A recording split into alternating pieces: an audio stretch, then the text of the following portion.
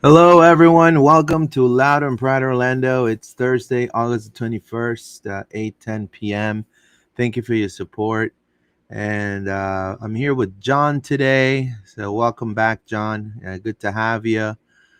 We are literally, we just pulled off, the Orlando City just pulled off a straight up heist in the Leagues Cup, taking down the mighty Toluca in a hard pounding penalty shootout, 6-5.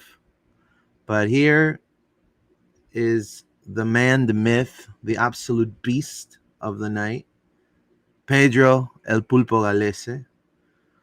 This dude didn't just guard his net; he owned it. Two clutch saves, diving like a superhero, Super Pulpo. Then stepping up, to slam home the winner penalty with ice in his veins, like he's done it several times. I think he shot it better than Angulo, in my opinion. Especially after Ramiro missed, like I kind of like I was like, "Yo, somebody needs to take this penalty."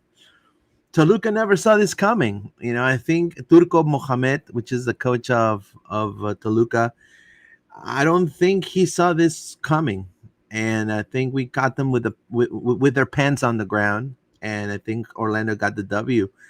Galese got the whole city roaring, ready to eat some flamingos next for the third time in a row, and get the broom out again. We gotta get the vacuum, and we gotta broom those flamingos again.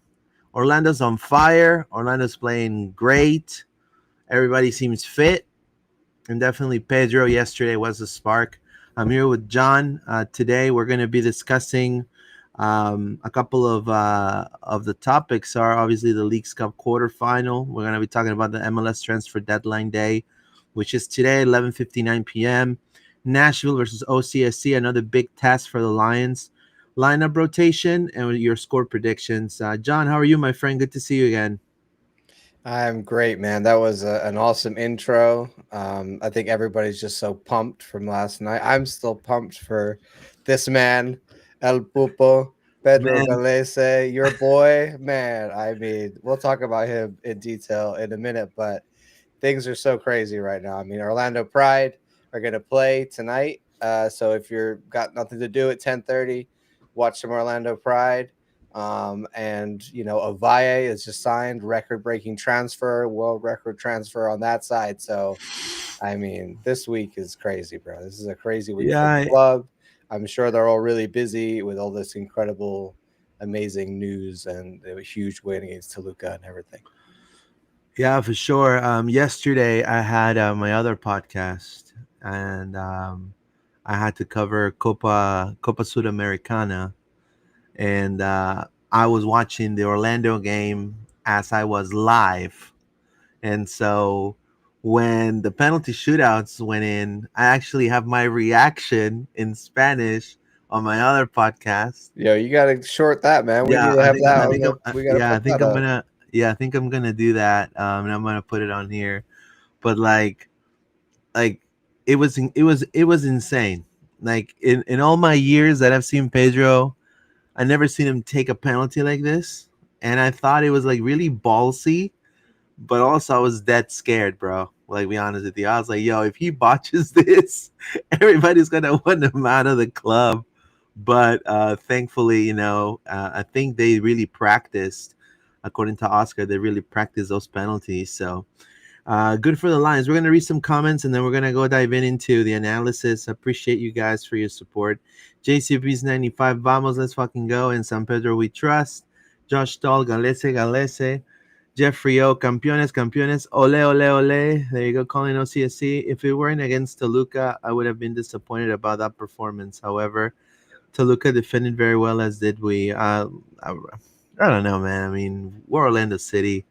I felt it was a good game overall. I mean, we play against the reigning Liga MX champions. I mean, they're the best team in Mexico right now, and actually, their coaches being heavily right now in Mexican media heavily shitted on. So part of my French because of this defeat. Because you're talking about the size of clubs, right? I mean, this is the reigning champs. They just signed a multi-million New Balance deal with New Balance. Like they have the nice, beautiful Mexican crest of Campeones, and then here comes Orlando City, like like from Little Central Florida, boom, like got him out like that, and all MX teams are out.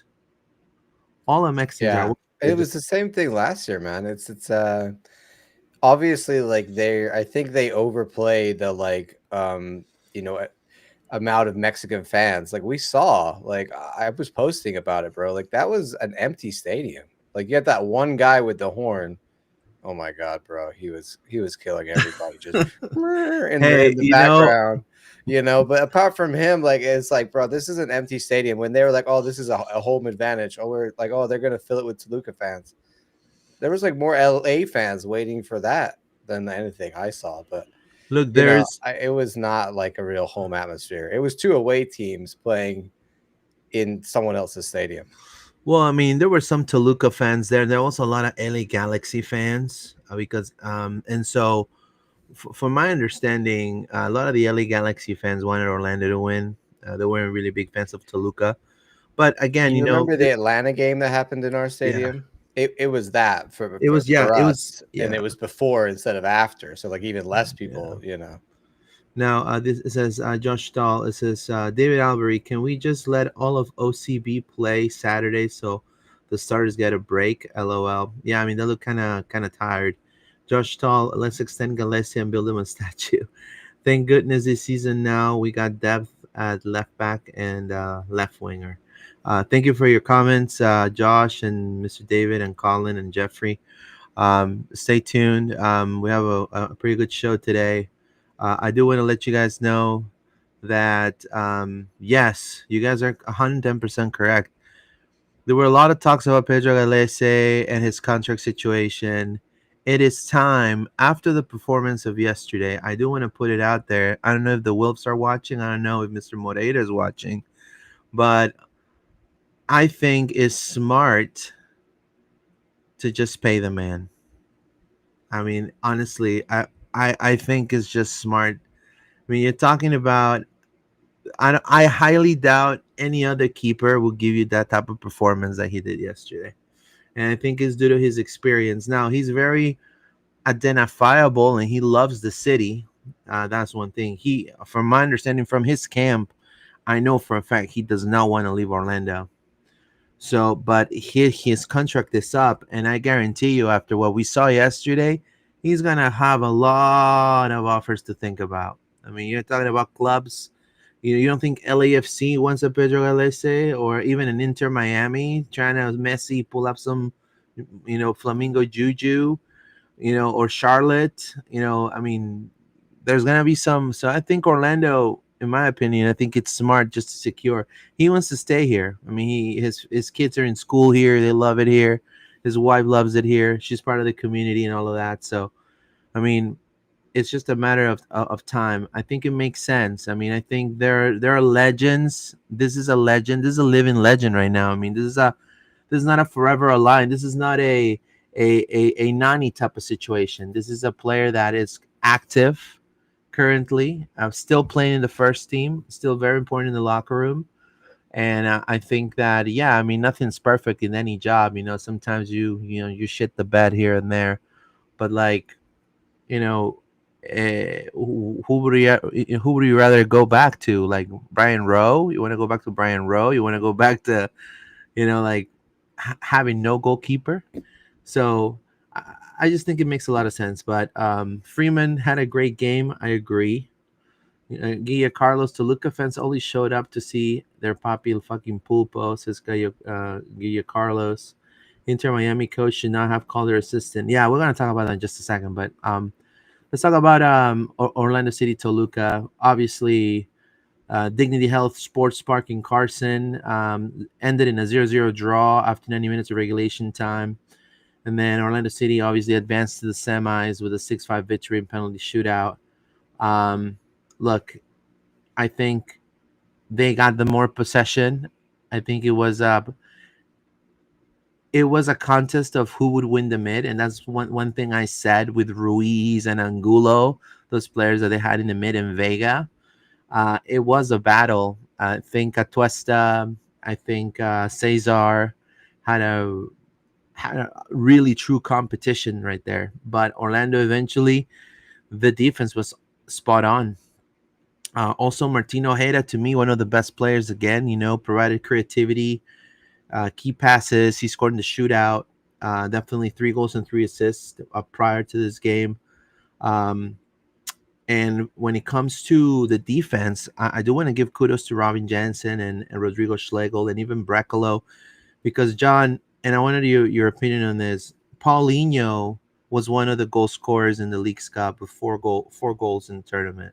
He was non-existent at all. Also, Alexis Vega, which is in the national team, very good player. I would love to have him in Orlando at some point. I think to me, their best player in the attack. Like he created 4 key passes, and then none of them couldn't convert. Very not like himself, and that is because Schlegel and Jansen and also Brecalo and Freeman were making it so uncomfortable for him to move around and find you know those gaps in the back line. So what are your thoughts from the get-go out of this game, and who do you think were your best performers for either team? I think you talked about it on the pod that I couldn't be here last week, earlier in the week, sorry, about the midfield too, man. And I think Atuesta and Cesar, like everyone said in the comments, they really stepped up in this Yeah. game against a very good Toluca midfield. My wife Stephanie is always, and Paula too, to be fair, are always bagging on Atuesta. I say, like, he loses the ball a lot, and they always point out like when that happens or games, and I always point out when he's doing good stuff. So it was just one of those funny nights where I was like, look, Atuesta's played really, really well. And she was like, is he? I don't believe it. So he played really well. And I think Cesar as well, just out there with all the hustle, the two of them. And that set us up well. But I think disappointed a little bit for me was the counterattack. And this was the beauty of this game. Like we could have won this game in regular time if we'd have had, the clinical edge to finish our counterattacks, because Toluca was just piling the numbers forward. Their wingbacks, Luis, Barbosa and Gallardo, were just flying forward, and Helino and Vega were causing problems. Yeah, but they weren't really, they don't really try and get in the final third and pass. They just go for the long shots like you were talking about, or they try and win a corner. I mean, how many corners were there? So for me, that kind of played into our hands where they would go up the field with lots of men, lose the ball, and then we should be able to get in those counterattack opportunities and score a goal. But we just didn't have that kind of clinical edge in our counterattacking. So it wasn't bad, but our defensive game was so good that we managed to ride it all the way to penalties. And then, Pedro just stood on his head and said, I am the man. Like, no, Angulo, we don't need you, bro. I got Yeah, this. please don't After shoot. Please don't shoot. after he watched Ramiro like Yeah, miss, he was like, his hell face no. was like, bro, I saved it and you missed. Are you for real? He saves it again. And then he goes, Fuck, no way. Angulo, There's no way. we're There's good, no. bro, because I got this. So yeah, it was one of those games. It was a stalemate game. It was, everyone was talking about, oh, it's the attack of Toluca and the attack of Orlando, and then obviously it ended up as a 0-0, like two like really good attacking teams canceling each other out. But we, I think, have that better defensive mindset from Oscar already, just to sit in and be gritty and be hard to beat. And we just had all of those guys back there, like center backs like Brecalo and Smith, and we had that mentality right to the final whistle of like, we are not going to let you score a goal. And they were just having those pot shots. So that played into our hands. Shame we couldn't really, hit them on the counter. I feel like, our DPs, just none of them really stepped up. We needed one of them just to have a moment of brilliance, a bit of quality. And that didn't really come. And then that moment came from Pedro in the penalties. But yeah, I feel Alex Freeman had a really good game as well. I know some people talk about him in the comments. Yeah, like he like a couple times in the first half, Luis, they had those balls over the top, and we could have got in behind, and it was just like really tight offsides. And Alex did one of them. Ojeda did another. I think Pasalic did one. If one of those had come off, it would have been like 1-on-1 with the goalkeeper, situation, bearing down on goal, gonna score. So I think Oscar played the right game plan. We just didn't execute.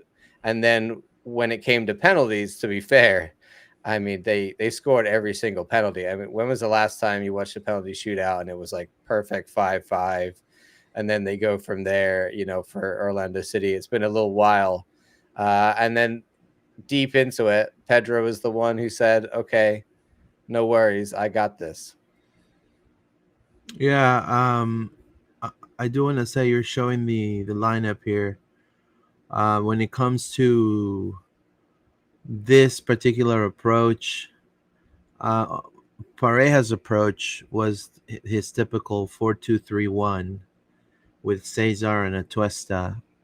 The point was to disrupt Toluca's buildup, and I think they really did it. The Lions ceded the possession because obviously Toluca had more possession of the ball, but they were able to. They were focused on counters with Angulo and Pasalic. Now the problem with Pasalic, he kind of turned into Facu Torres. He kept trying to cut through his left most of the time. He did really good recuperating the ball. That's one thing he does better than Facu, that's for sure. Defensively, he's very sound. And Angulo also helped the defense tremendously, but really not so much bite as we expected. That's why, Colin has a great comment there about Spicer coming in and spicing things up in the attack. Um, Obviously, then Poppy makes the substitutions with Ramiro Enrique, which added like a spark, obviously, of energy. But again, they have a really good defense as well. They wanted to hone down at least if they were going to go to penalties. Shit, zero shots on target. It's just Toluca has zero shots on target in the second half. So now Mohamed, I felt like his approach to Toluca's coach, the reason why Toluca didn't score or they were neutralized is because I feel our Freeman and Bracolo had a phenomenal game. And when it comes to Freeman, he was aided by Schlegel. And when it came to Bracolo, he was aided by Jansen. And Helino, and I was watching Mexican media today, and they were pissed because they're like, we're playing this freaking tournament, which we're not going to get anything out of. And Helino now is injured. So apparently Helino in one of the Yeah, he runs, pulled up. Yep. yeah, in one of the runs with Brecalo, I believe they're suspecting it's a little bit of a knock. Like he has Yeah, like a he little tear. he was the most dangerous one, man. He was cooking Brecalo at times. Yeah, and then Vega, man, Freeman and Schlegel had him. I mean, I think they're gonna. So Mohamed's approach. So the coach of Toluca's approach is to plate it wide on his wings, which were Vega and Helino, and it's just lacked verticality. And Orlando just, I mean, that's why it was a stalemate. Yeah. So, I just felt like you I take felt those two Jansen had an incredible game. against So Paulinho, the first tremendous. half, Atuesta and Jansen were just like dominating and everywhere, and like we really like. I think they got frustrated as the game went on by how little they could do, and like they're like, "Oh, these guys really work hard to prevent us from having long shots and prevent us from playing the balls we want to do." Even on corners, like Schlegel was like he was like a dog with a bone when it came to corners to marking Paulinho because they were just trying to get it to him every time. So it was really, really good defensive performance. And the counterattacks with Spring and Alex was like up the right side all the time. So Schlegel, especially like and Jansen too, they were doing a lot of work covering, for him. I think Cesar was doing a really good job of that, sitting in deep, making sure that he was helping protect the back as well. I really only Brecalo, I think, didn't have the best game and looked a little tired, but it's that thing with him being a left back who's really he's a center back.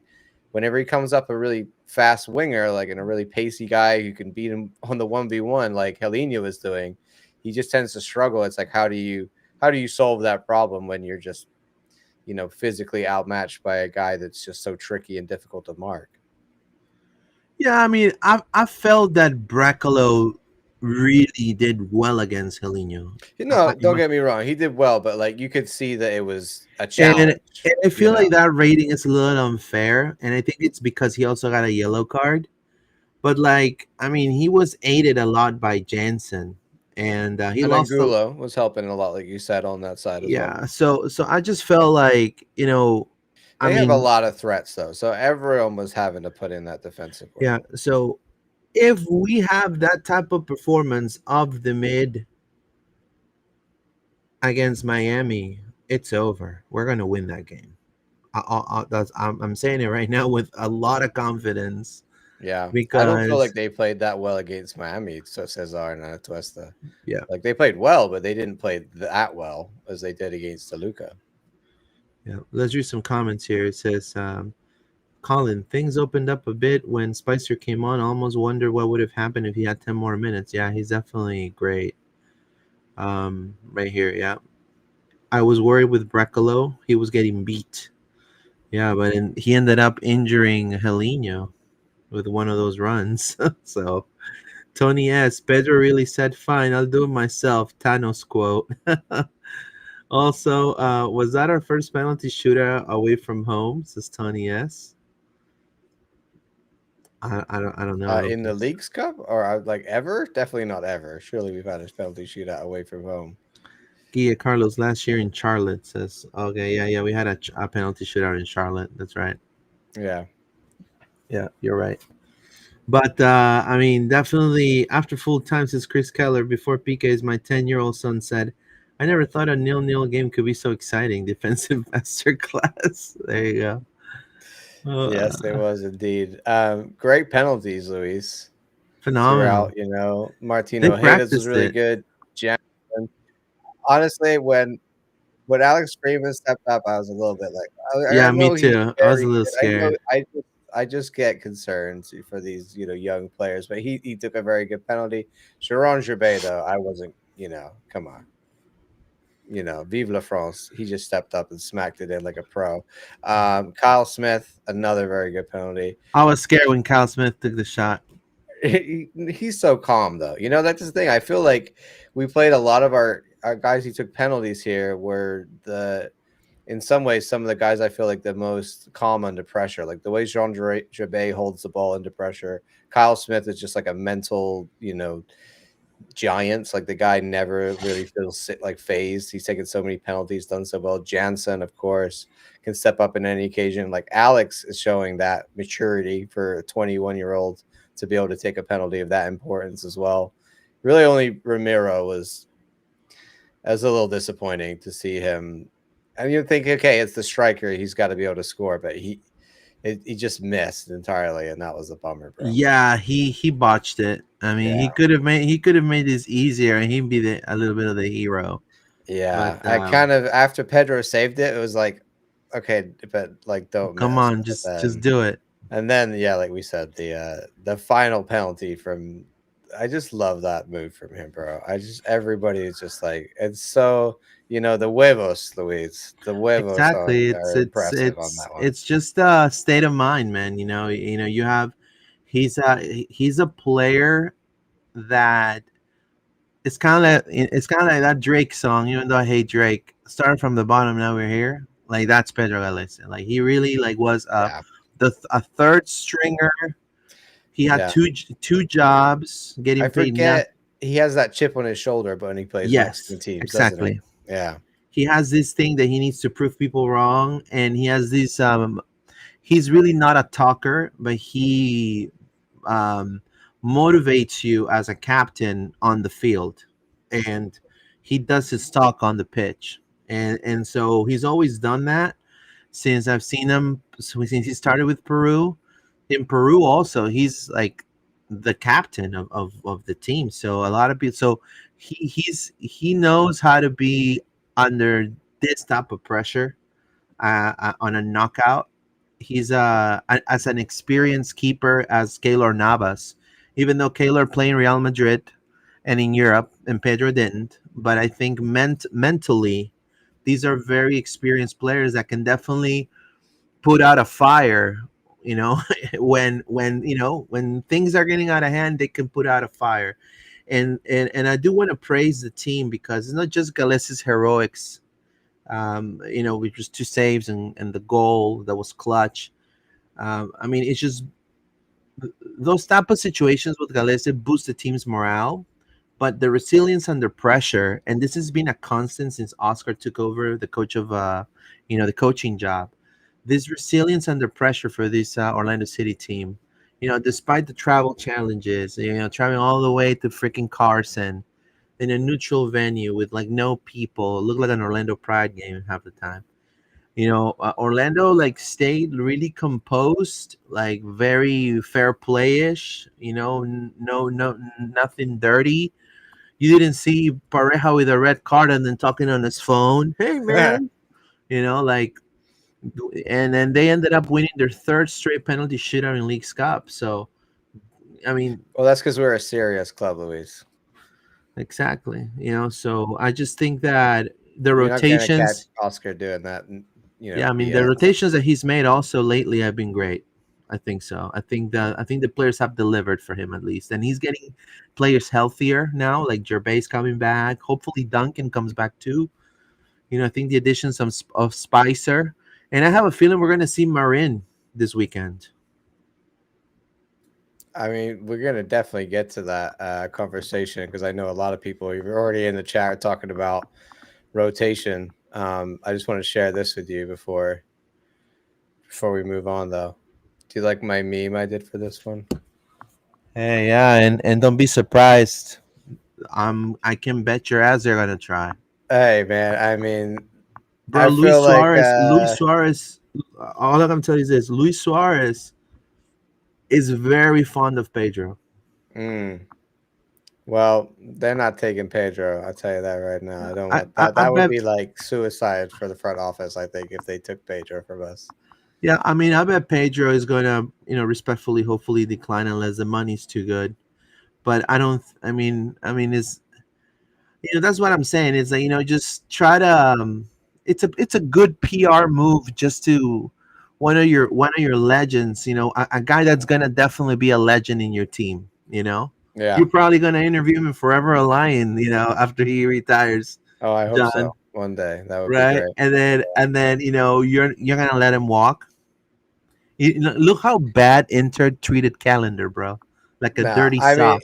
he would make sense for them like aesthetically because the whole South American thing, and he knows a lot of them because he's played against them and all that. But like also like no, because it's just not happening, and that's crazy. I was just putting up, I did a caption thing, and this was my funny one. But they do need a keeper for sure. I don't know what they're doing with their keeper situation. All I can tell you is that Pedro has no desire to go back to Peru.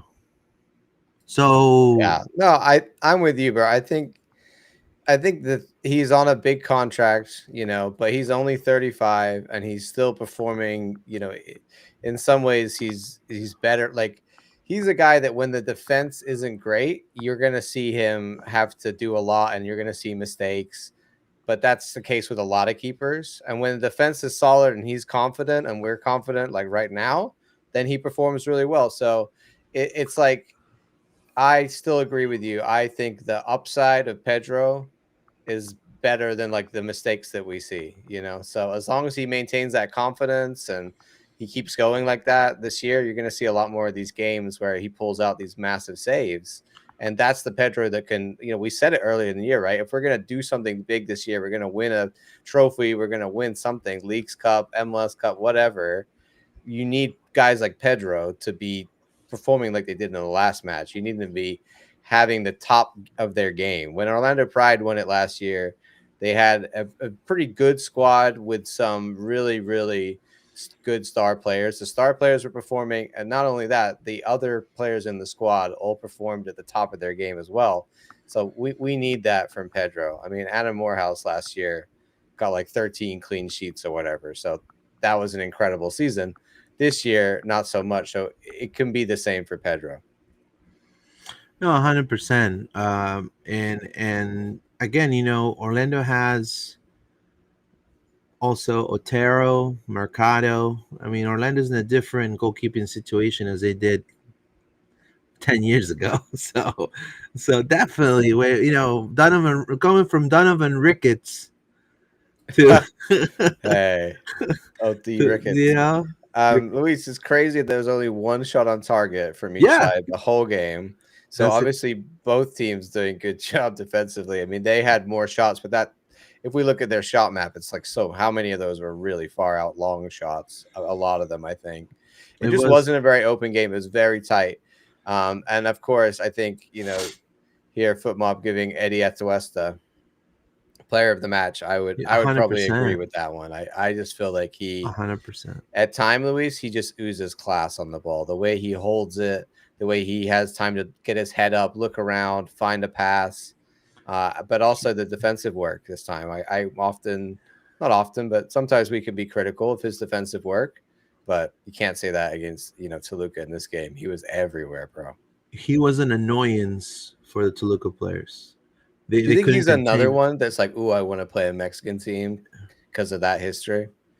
Yeah, I mean, he just they couldn't contain him. I don't think, and that's one thing that I will say it lightly, but I know for a fact this happened. I felt Toluca did not study Orlando very well, but Pareja and Baena practicing the penalty kicks, they did their homework. Like they knew Vega, they knew Helino. They're like, okay, Yeah. Brecalo, you're gonna go for this guy. Well, what's their keeper name? I forget. Is it Their Guzan? keeper, No. Was it Guzan? I can't remember his name. Let's see. Garcia. Garcia, Sorry, Garcia. Guzan's the coach. Garcia. He had the all the penalties on his like water bottle. We saw that on the feed.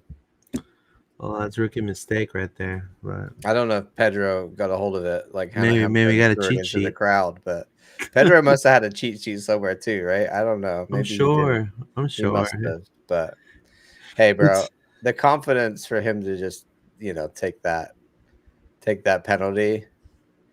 I just love it. I think it's so great. What a great moment yeah. for him. Well, to tell you a little bit of a story about Pedro, if people don't know, maybe if you're watching, it's your first time watching.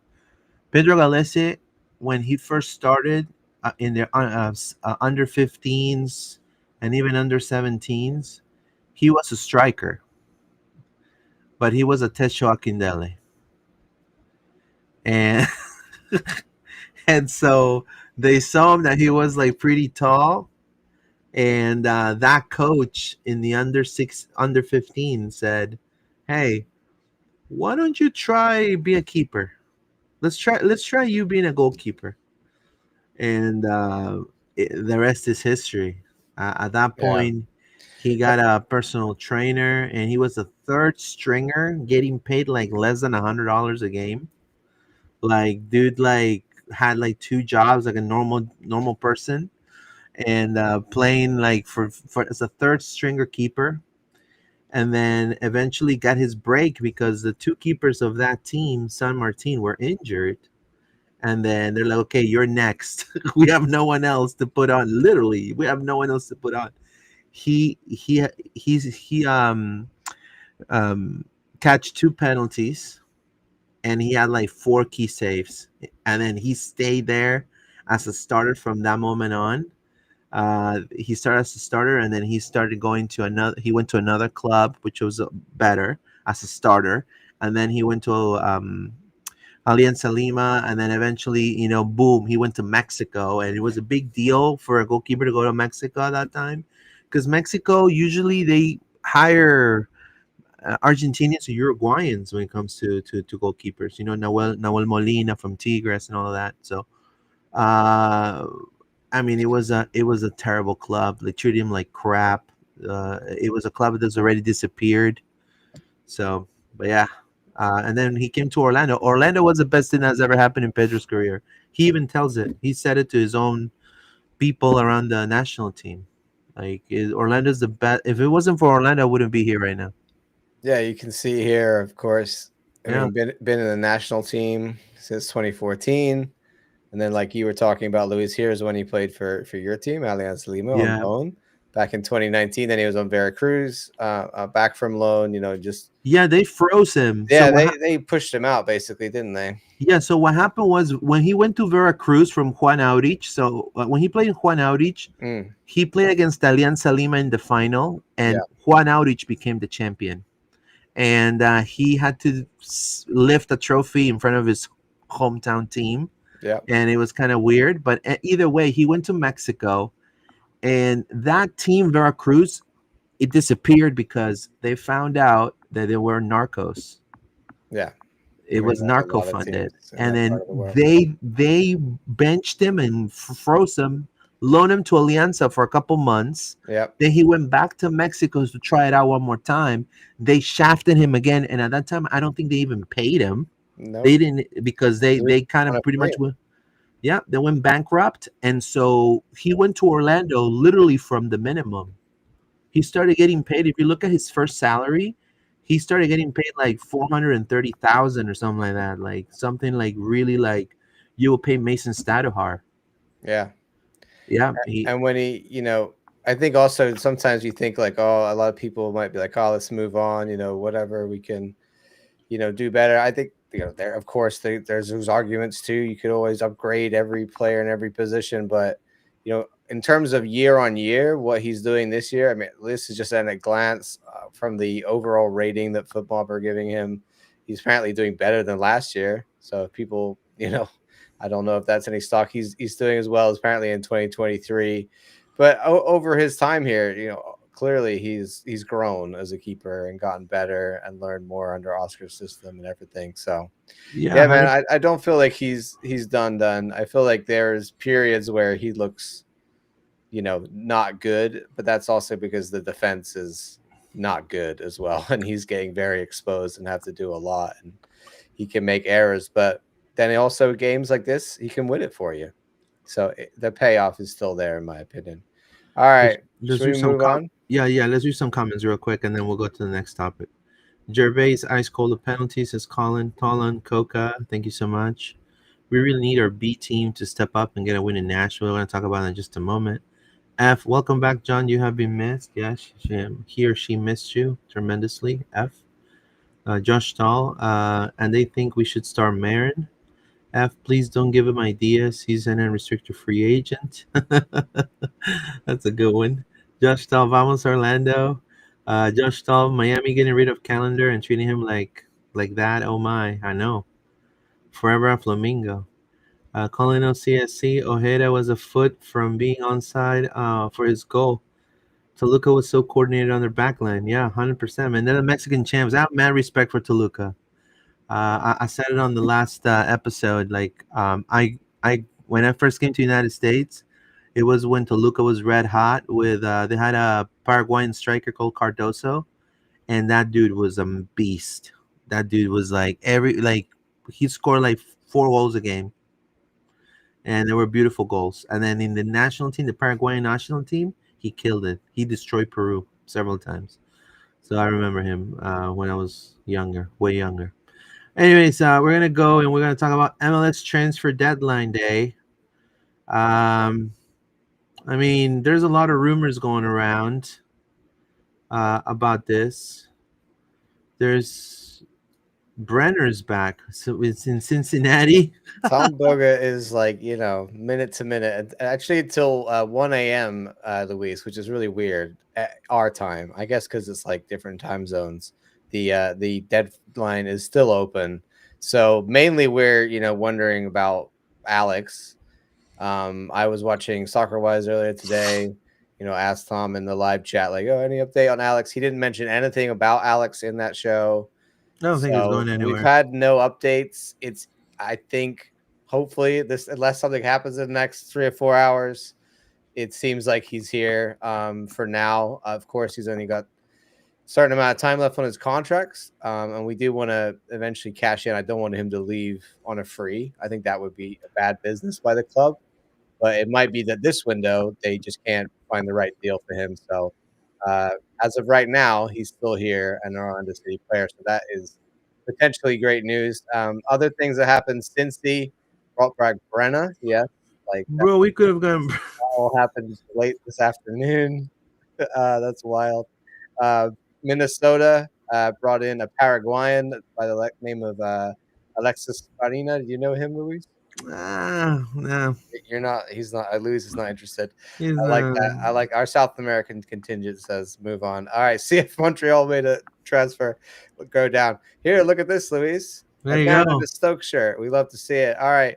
Andrew Moran. He was on loan from Brighton with Stoke last year. That's your boy right there. He did okay for Stoke. I mean, we weren't good. We had like 3 managers last year. It was a mess, but he was all right at times. So let's see if he can do stuff at LAFC. He's pretty fast, like tricky kind of winger. Let's see what he can So do he's on kind of loan.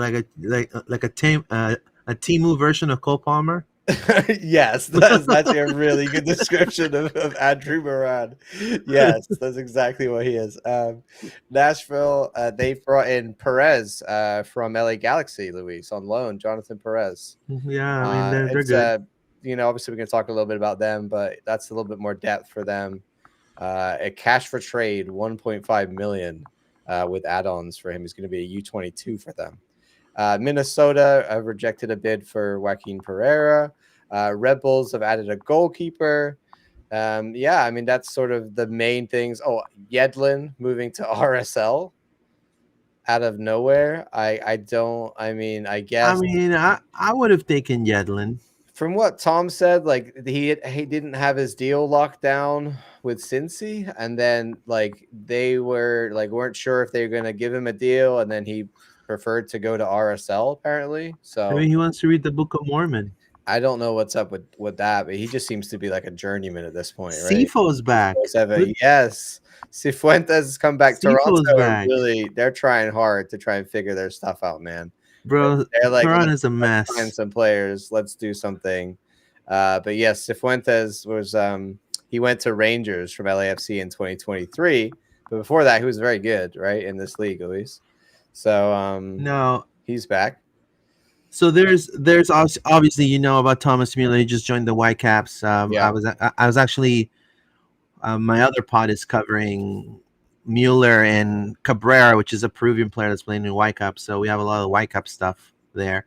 But like Yeah. Paxton Aronson apparently was rumored to link to Colorado. I don't know how that ended up. No, Paxton that Aronson. that is I don't know why it's not on here, but that is I think that's being finalized. Yeah, so Paxton Aronson, I mean, Yeah, I got that here actually.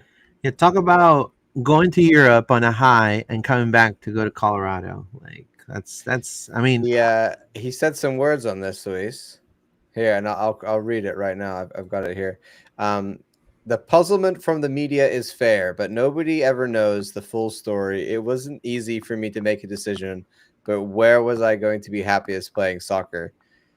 It sounds like a guy who went to Europe and just didn't work out and just was like, I want to come back to America and he be just where didn't I'm like the happy. food. Like he just wasn't happy, and like also, like it's the same thing that can happen when you go to South America, right? Yeah, There's a lot of like coddling that happens in MLS in some ways, right? Not that I think that's always a good or a bad thing, but it is a reality. And I think when you go to some of these other clubs around the world, it's not, they're often just like in a very competitive environment. It doesn't work out, starts to get negative, and a lot of these players then want to come yeah, home. I mean, yeah. look at Chris Mueller's situation, right?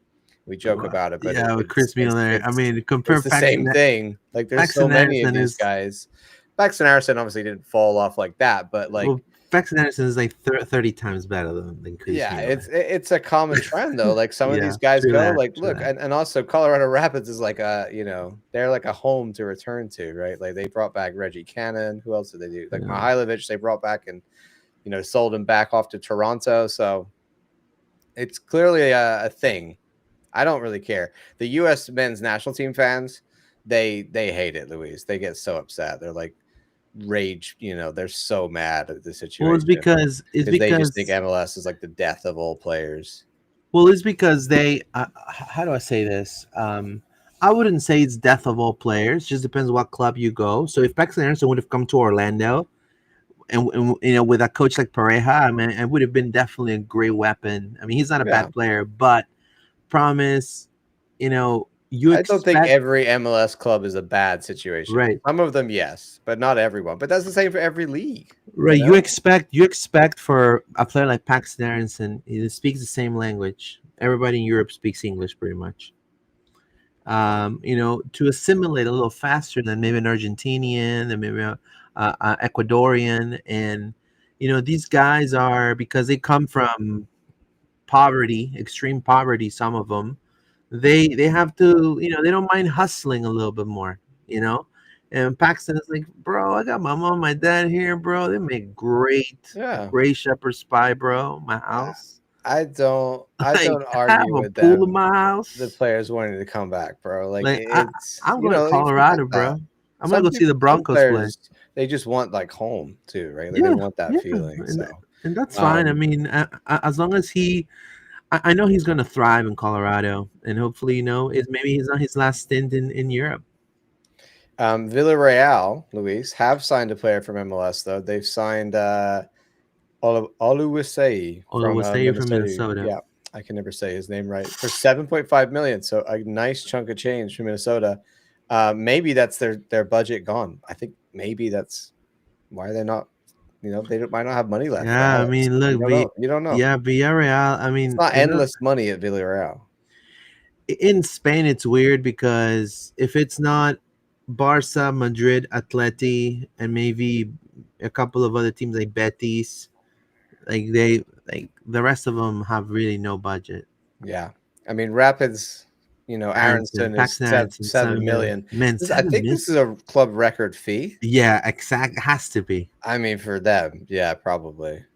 I believe I read it, bro. but Like I'm you not leave 100%, but Eintracht I think it Frankfurt, is. bro. Eintracht He's not. Frankfurt, It's bro. not worked out there, bro. He just should have just stayed at Philly. He would have been a key player Yeah, he. by then. Well, maybe it's like maybe it's. Oh, Yeah. he's right. Israeli. Yes, the Dor Turgeman from Maccabi Mhm. Tel Aviv has signed for the Revs. When you're really bad, Louise, just sign another striker. Just why not? What happened to Did you Campana? did you see what Carlos Gil said? He was Uh, like, "We have not been good for 2 years." It's like, oh, since Caleb Porter arrived, really?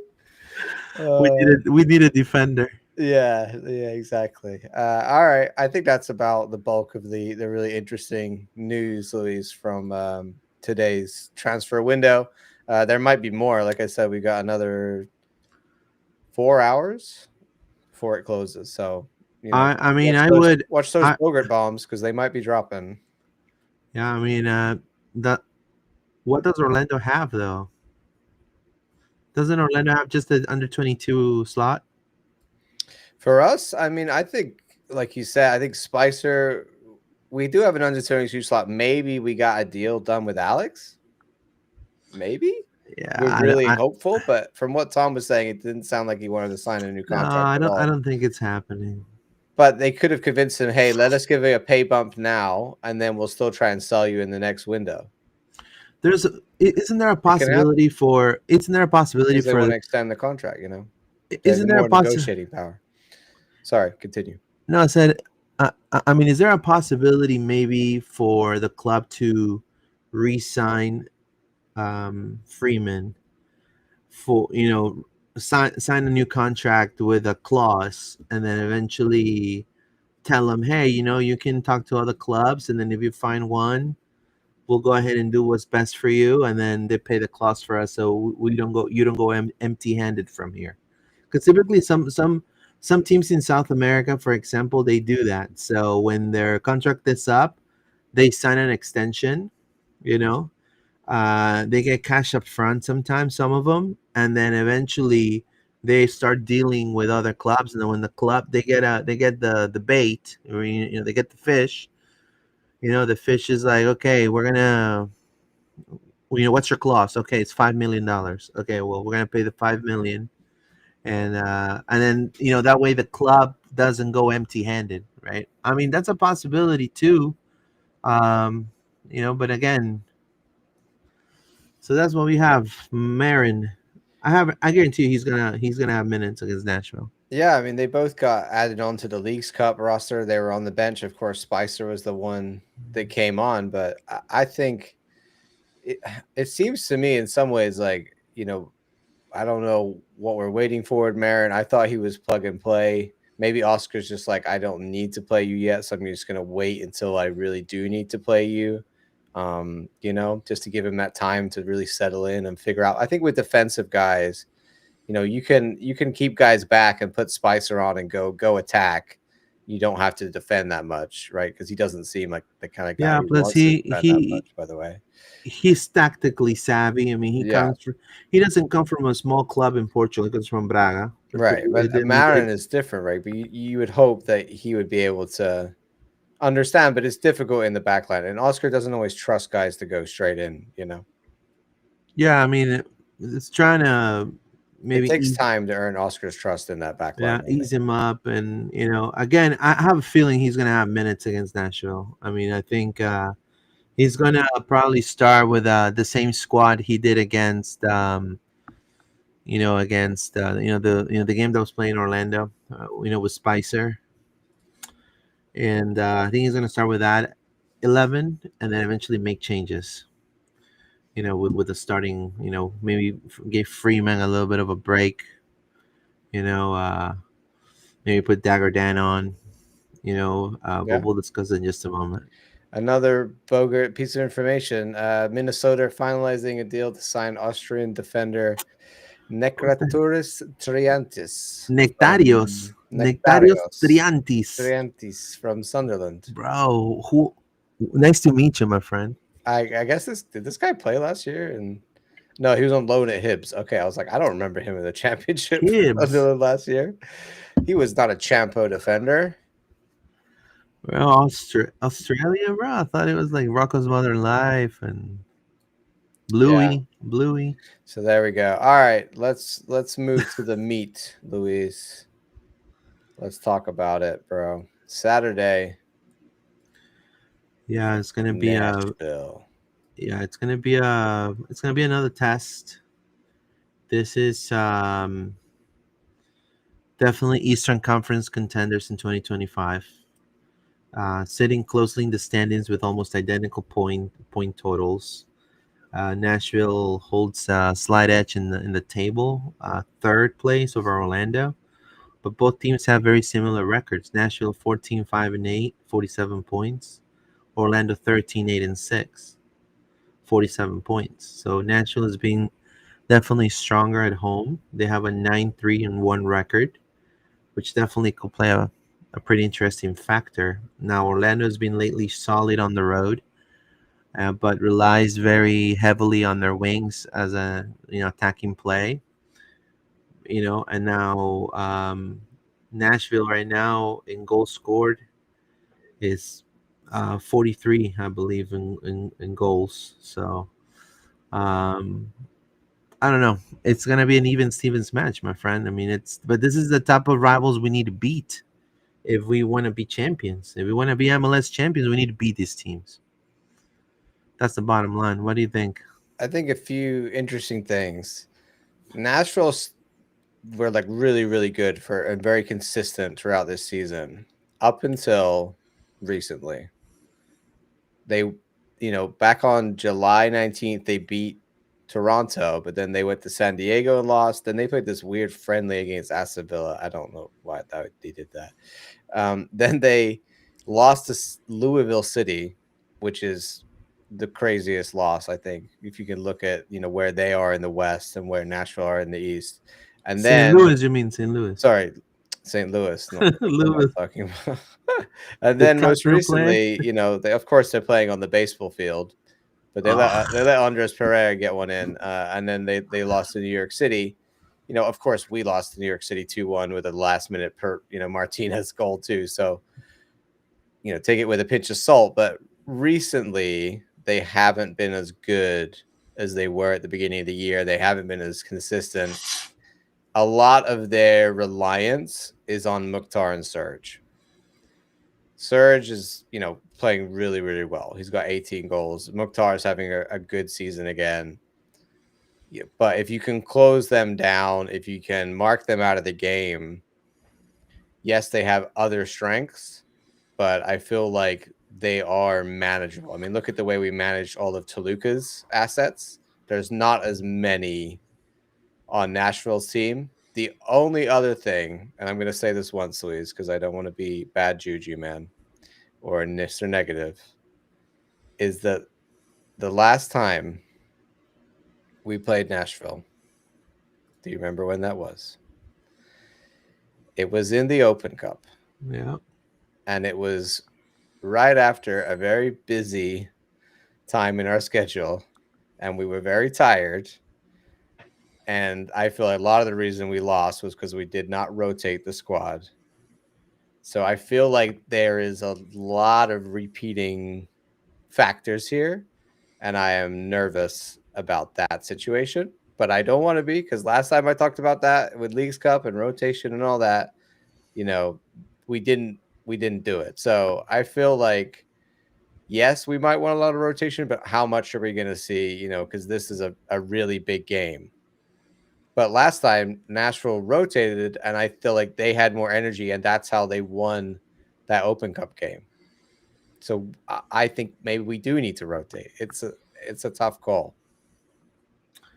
No, I agree with you. When it comes to Orlando City, I feel knowing Oscar, um, I'm gonna go ahead and tell you what the lineup probably is going to be. I feel like we're gonna see something similar against Sporting Kansas City. I think we're gonna see Thorhalsen, Schlegel, Jensen, and Brecalo with Atuesta or possibly Atuesta out and maybe have Cesar and Kyle Smith. But I think Atuesta will play. Pasalic, Spicer, and then Muriel and Ojeda. And All then right, give me that again.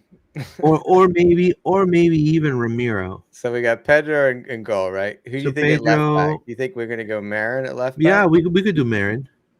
I mean, let's say I feel like a certain amount of, let's do a realistic rotated Realistic, lineup, right? Like no, yeah. let's So, let so realistic is gonna be I would well. like to say like not a bunch of kids, right? Obviously we don't do that. So Let's say it's gonna be like for like changes that we feel like wouldn't diminish our chances of winning this game too much. so you take so And I you feel like put Marin for Brecalo would be fine in theory. yeah, yeah, and then you put Thorhalsen yeah. So you put And you Thorhalsen could there, and then rest, you keep yeah, Schlegel and Jensen, yeah, and then because I don't think he'll move them. you keep a Twister there. You put Cesar. So you keep those two in. You You make yeah, them play. because Okay. because you have What about Giron? because you have Mukhtar. Could be Joran too. Yeah, good call. Who You would could put. who would you rest if it was? I I mean, will. Cesar had that game out, so Atuesta, right? Yeah, it'll be a Twister. So I'll put Okay. Joran Gerbe and then Araujo. There you go. Yeah. And then you Ojeda's put still in there. You think? I would Spicer Ojeda, and then on the right you're gonna put hold on. Nico? No, I think on the right you're gonna put Pasalic, You and put then yeah. yeah, He does look tired, but he's not having great form at the moment, is he? yeah, he's not injured. I No, I mean, just think he's looking a little I, leggy. I don't Where's he I going? don't think he's gonna put Nico in this game as a starter. I'll be very surprised. I can't see him. I've lost him. I don't know where he is. I'll find him in a second. There he is. All right. Enrique, then to change it up. What's up? I mean, the center backs for Nashville are who? Zimmerman. For Nashville, you've got, yeah. I mean, their team this year. Let's have a look at I their mean, I think this could be a really good squad, and I think it's very similar to Nashville's playing Palacios and Nahar and yeah. So I mean, Zimmerman is more probably recently, let's look. so. Recently, What was the yeah, no starting Zimmerman. 11 in May that we play against them for They US Open Cup? rotated a bunch of guys in that game. Okay, But can you look? Because yeah, it's probably similar. let me pull it up. Oh no, this is the wrong team. Hold on, give me 1 second. And thank you to about 100 people watching us right now. Thank you so much for your support. Make sure you subscribe. We're gonna read your comments in just a second. So they remember they put in that Kasim guy. Yeah, He had a really good game but against us. Ahmed what about Kasim. us? They had Jonathan Perez here, who they had on loan, and What now they're about trying to get us? permanently. You Us, know. Okay, so we look just at same this. team, just didn't perform well. I mean, E- e- we had Dagger apparently exactly. starting So higher so up. literally, I feel Pareja is gonna do the Yeah, same thing, but with Thorhalson instead of Freeman, and Freeman's gonna come on hot, yeah, swinging in the second half to kill the game, and then Bracolo, give him a little break because he just marked Helino. We need him against Miami, yeah. and then put Marin right there. I feel like so it would be this. It would be Gillespie, Marin, Jansen, Schlegel, Dagger, Cesar, Gervais, O'Hader, Spicer, Pasalic, Enrique. Yeah, That team could win this game. yes, I don't think there's a real 100%. downgrade. Like obviously Alex to Dagger is a little bit of a step down, but Dagger is still a very good, Yeah, reliable I mean, right back in this league. Gervais has been very good when he's played. He looked good against Toluca when he was playing. Marin would be the only one that's like, okay, we don't know anything about this guy really in some ways, so we don't know what he's because I going to have look a like when you feeling. put him out there. But like you said, he's a veteran who's had a lot of good experience in big games. I have a feeling this could be a really good game for our wings, especially for Spicer and for Pasalic, because I feel Nahar, it's not going to be able to contain Pasalic. And if Nahar is going to play, I don't know. It's just the size, the speed. I feel like Pasalic is up on a different level. And who's their other right winger? Who's the right back for Nashville? Do you know on the last game? Last Bauer. game they Bauer. played Bauer and Nahar, On yeah. the 1v1, Spicer's going to cook him. And they've got like Tag Seth, I mean, Schaffelberg is Is another he one that ginger? we've got to watch out for. There's two gingers, yeah. Schaffelberg is the one Damn, we you got can't to do watch that. out for the most. I also feel like Willis just always plays really well against us for some reason. Apparently, he did not at all in this game, but um, yeah, it's just there's a lot of similarities to the last time we played them with having to play cup and league at the same time, and then this and we haven't played them in the actual MLS this year. We haven't played them in MLS this year. So, Yeah, and not only yeah, that, I mean, it's a big game.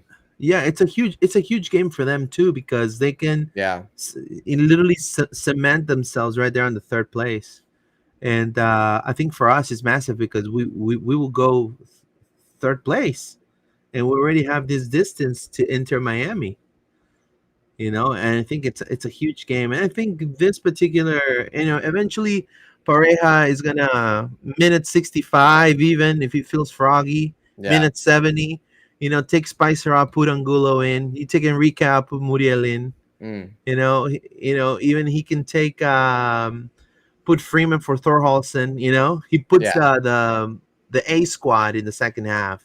I feel like, Gervais, Dagger, Spicer, I feel like those Yeah. three are definitely rotations. Like Enrique, those four, you could definitely rotate any of them in, and I don't feel like it's a massive problem. Only really Marin, but we do need to get Brecalo. He looks so tired. He needs a rest at left back. Yeah, He's playing Breckel left needs back to. like there's no other left backs right now. And not only that, he's injury You prone, know, and Chow Rafa, like, so we got nobody. Like, Rafa's in Colorado with a green jersey, man, yeah, he's hanging out with with Paxton Harrison. Mihailovic. No, Mihailovic With is Paxton, with gone, Paxton bro. He's Aronson, in they're going to Toronto.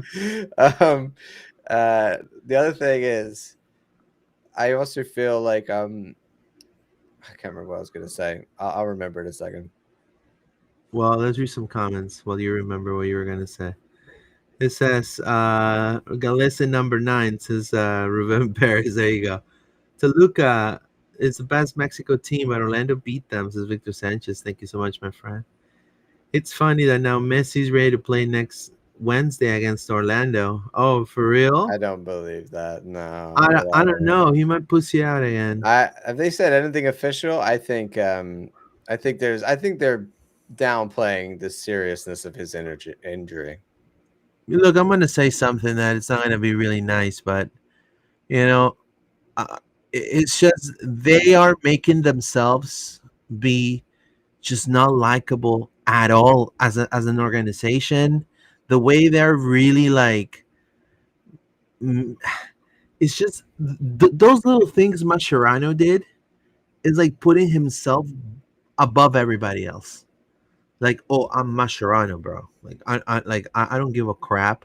Now, Leagues Cup said that it's permitted. Apparently, there's a dumb rule there that it's FIFA is a like FIFA rules. You cannot do that. You got to be outside the stadium. But when it comes to Leagues Cup, they don't have a rule for that. So last year, the America coach did it at Interco Stadium. He was with the radio communicating. So it's a joke, man. Those are the type of things that really makes it look stupid when we organize a Yeah. tournament. I was watching online because there's a lot of people debating, like, apparently it's not illegal in like Leagues Cup rules, and I'm like, Yeah, well, I know it's not illegal. are we under MLS rules or Leagues Cup rules? Because apparently it's Leagues Cup, illegal Leagues Cup. and it's illegal in the MLS handbook. It's So it's illegal in per FIFA, I mean, but it's Leagues Cup, I don't know. at least like have some dignity about it, bro. Exactly. It's That's just what like you're just on camera there screaming it, and like the assistant referee, I mean the assistant coach is just there, like most obvious thing you've ever seen, and that is just typical. It's typical Miami, but whatever. They're gonna say it's another thing that they whine about flirting the rules, not breaking the rules. Who cares? It's just no, and you not guys only that, suck. it's just Why you need to bend every single rule when you have because Lionel they Messi already? feel Like, come on. they feel, and I'm gonna say this in a nice way. They feel they're making us a favor coming to America to play the sport here. Mascherano is enlightening the dumb Americans in soccer with his great strategic mindset. And Messi and his pals are, you guys, dumb Americans, you guys gotta thank me. I am Messi. I am the Paul. I'm a world champ, bro. That's exactly how they think. No effing joke. That's how they think. And that is the Yeah. reason why they're not likable. No one likes them in the league now. Well, I mean, yeah, it's not. Have some respect for the.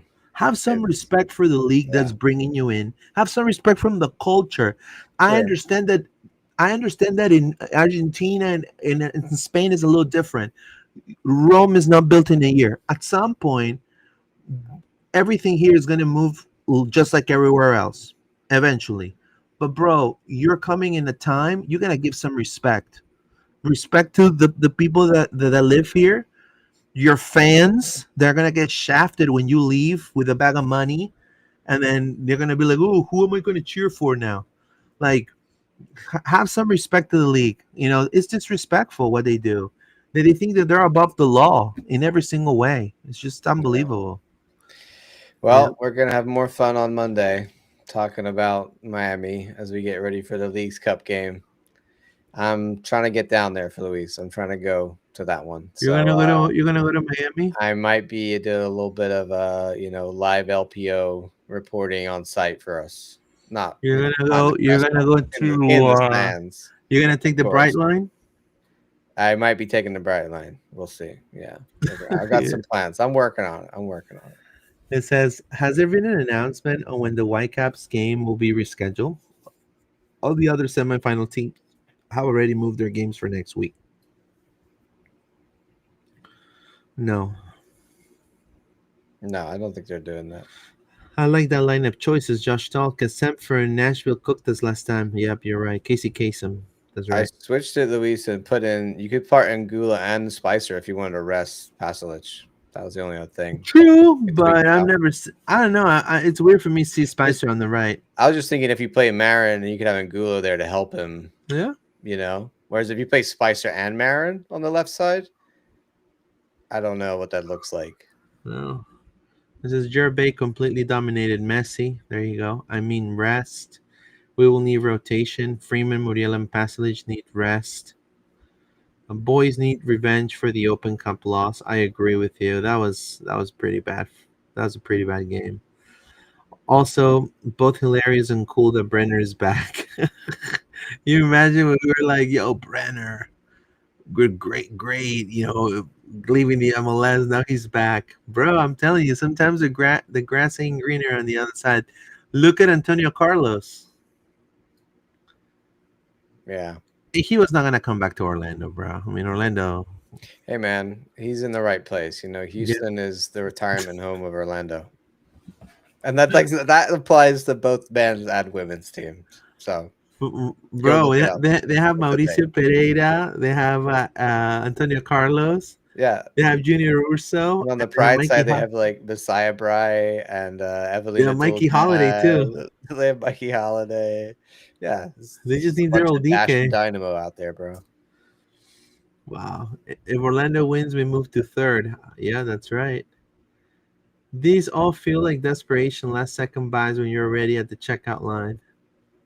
Oh, I'm excited. he's talking about Yeah, the signings, the transfer yeah. days. I'm excited to see Marin. I want to see what he looks like on the pitch with the team. I agree. Well, it's gonna be a fun game. I know we're gonna be talking about Messi more on Monday, but Yeah, we're coming into really, really, really a tough game. It's a must win. We'll be top three in the East if we beat Nashville. I mean, we are literally tied on points, 47, 47. And if If Philly lose, Philly loses, you'll go second. You'll be 1 point behind. Like if we beat Nashville, we are in the conversation for the for Supporters Supporters Shield. Shield. Like literally. And I'm not. That is not us being like hyperbole and like, oh my god, we love this team. We We're are not. how they called us before? I don't know. What are you gonna say? They called us We're not the Goody Two Shoes. No, it was another we're one. we're not the promo boys. I'm telling you straight up.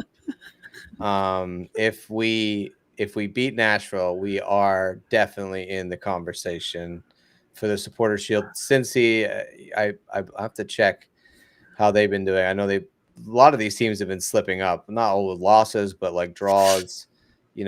Obviously Inter Miami have got points, games to play. They've got 3 games in hand. Columbus have got a game in hand. So we'll see. We'll see. But right now, we're putting ourselves in that position. Like we said, we talked about this a couple of pods ago, Luis. The fact that we play all these teams, so a lot of these games are 6-pointers, and this is the first big 6-pointer against Nashville. Well, Miami actually was the first big 6-pointer. This is the second. No, I agree. I agree. I think Orlando just needs to do his job and win. You just gotta do it. You wanna. I mean, we already have the goal difference on deck. If we score a couple more against Nashville and Philadelphia loses, we can even be, like you said, in the conversation for the Supporters Shield, and that is huge to not only have beaten Toluca, being the semis of the League's Cup, but then beating a direct rival like Nashville. It will definitely cement as one of the top contenders for the East for sure. Be pretty epic. Pretty epic. All Yeah. right, Luis. Last pod. Did you predict? What did you predict? I forgot. Against Toluca. Do you remember? I think it was a 2-1. You predicted 2-1. Okay. You didn't predict a 0-0. No, it was two What have you got for against Nashville? Nashville. I'm gonna go for. Are you ready for this? Yeah. 4-2 Orlando win. A 4. Wow. I mean, I could see that. I could see it In happening. Nashville. I could see it happening, man. I'm gonna go. You're like 1-0. Dude, yeah. I mean, it could be one of those. You know. It's so hard. I'm gonna go. I'm gonna go 2-1 to us. Yeah, I'm gonna do that. I feel good about that. 2-1. Okay. Mm-hmm. We have Lucas here. Leave a message. Says a comment. Purple citrus here. How many points do you think will win before the playoffs? Nashville, Vancouver, DC, Nashville, Cincy. Well, right now it's I don't know. I think it's not right to do predictions right now. In my opinion, I don't know how you feel. I mean, in if we go game by game, yes, but I mean, my heart says all W's. You know what I mean? But Yeah, I mean, we Nashville is a 6 pointer. yeah, hundred If percent. we win that, then that's 3 points. Vancouver at home is a huge game now. I mean, they got even Mueller coming to town. It's going to be epic. Um, let's say a win or a draw, like a win optimistically. So 6 points there. DC has to be a win. If we keep winning, that's all it is. I mean, that's why you're talking about predictions. And you said this a while ago, Luis. It's must wins. They're all kind of must wins because even Yeah, even points against DC is a must win. So it's in terms of how many of these we're gonna win. I think against we're the toughest games. We got to play Nashville twice, Cincy, Columbus, and Vancouver are all tough. We're probably gonna lose or draw one of those at least, hundred maybe. percent. Yeah. If we win all of them, that would be incredible. But even if we do that, we're still going to be probably a top four team, right? So we don't want to slip up against the likes of Toronto, DC, etc. Let's see where we end. I think there's going to be a lot of this trying to calculate based on this and that, but there's so like the East this year is so tight and there's so many variables. I really feel like it's just going to come down to it's going to get to Luis here, like Cincy, like these last three games, Cincy, Columbus, Toronto. We might even this game against Cincy might be like a supporter shield, decider. Like Yeah, it could go that I way in some ways. yeah, We don't I know, agree. but I there agree could be a world wholeheartedly. if we continue on our form and Cincy remain up top and this ends up being 1-2 in it could come down to that. We don't know, but we just gotta, like Luis said, I totally agree, bro. We just gotta take it one game at a Yeah, time. one game at a time. I think what I encourages me is when we had that issue earlier in the season, here, where is the loss? Yeah, here, right? Where we were performing really well at the end of May. And then that's when we had the loss to Nashville, and then form kind of dipped, and we lost these games to Atlanta and Chicago that we shouldn't have lost, right? So for me, that's what I want to avoid. I think what encourages me is the fact that we brought in Spicer and Marin, and we have a lot of guys come back from injury, like even Duncan and Gervais, that I feel like our squad depth is better. So I just want Oscar to do a bit of rotation here because if we're gonna keep going in Leagues Cup, Luis, it's gonna be another game after this, Yeah, and go the go up a little bit. fixtures are thick and fast. But I mean, look at our form right Go now up like right there here in in July. July. In Yeah, July. So I yeah, remember when this happened, June 28th to July 16th, mm, it was doom and gloom. It yeah. was we're the worst team in the MLS. Papi out. We lost to Cincy at home. Gallese needs to be subbed out. They need to put Yeah, Otero. I mean, we Um, did throw away here. We threw away that game against Montreal. We threw away that game against New York. Right? That's what we don't want to do. And like, I think consistency is key. yeah, so I just think that So if we we can keep doing this, yeah we gotta treat we're it gonna be up there in the supportive race.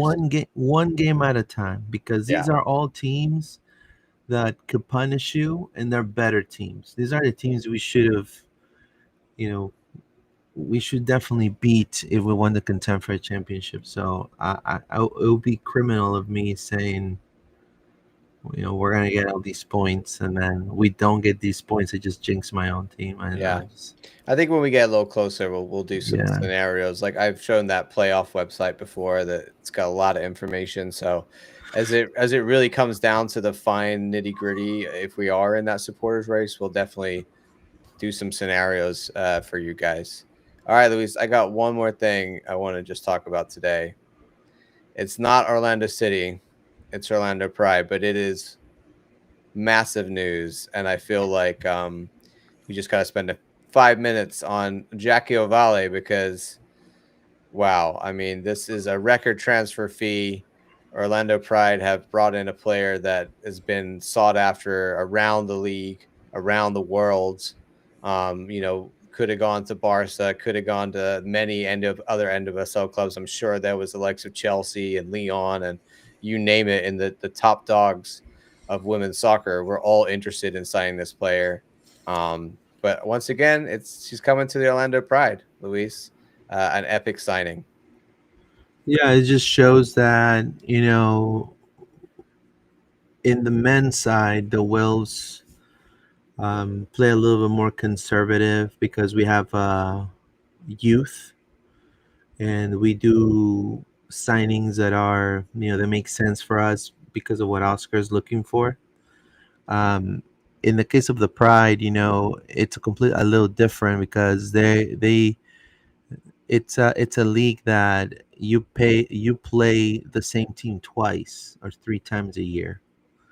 So they already know how to play you, and that's what's been the struggle for the Orlando Pride this year. Just people that didn't have film on Banda, now they have film on Banda. And Yeah. so bringing a world class um, player like Lisbeth Ovalle, it's tremendous because she is like the best player in the history of Mexican football. A lot of people regard it as the Mexican Marta on that level. So it's a player that has won, I don't know how many championships with Tigres and how many goals. She's got over 200, 300 goals. So this is a player that is going to bring an immediate impact into the attacking third of the Pride. And that is exactly what the Pride needed because it was becoming very, very Banda driven, and there was a missing spark on the flanks. I was gonna have an interview with a Mexican outlet that invited me to talk about this, and that's what I was gonna tell him. Like she's gonna be literally plug and play. She's gonna fill that role that maybe Adriana left. And not only that, she plays like two other positions. She could play striker, she could play the 10, and she could play the wing. So um, she's Yeah. and not only that, her leadership. So she's a quality player. She was rumored to go to Barcelona, but look at this. Barcelona lives of what Barcelona is, a massive club worldwide, renowned everywhere you go. But they don't have the money to sign her. They don't even have $2 million to sign Ovalle. The Pride does, Yeah. you know, I and they think made it. They made it happen. of course on Monday when we do our Pride Pod, we're gonna go deep into this and talk a lot more about it. But I just want to say for the city fans out there, if you come out to a Pride game and you've enjoyed watching Barbara Banda and just how exciting that's been, and I know it hasn't been as exciting this year as it was last year, but we really feel like this signing is gonna spark alive this Pride team. So come and support them as they hopefully go trying to go back to back, Luis, on that NWSL Cup. We'll see. We'll see how that goes. Yeah, Alrighty. You want to get us out of here before yeah, for sure. I want to thank Lucas, Josh we get Stahl, ready for the F. Pride game tonight? Yep. Thanks to F, to Colin, to Josh Stahl, to Ruben Perez, to everybody that watched, Victor, all of them, all of you guys. Thank you for your support. We'll see you guys next week with more Loud and Proud Orlando. We are available on all social media outlets. We're on Apple Podcasts, Spotify, X, Instagram, Facebook, and YouTube as Loud and Proud Orlando, LPO_podcast.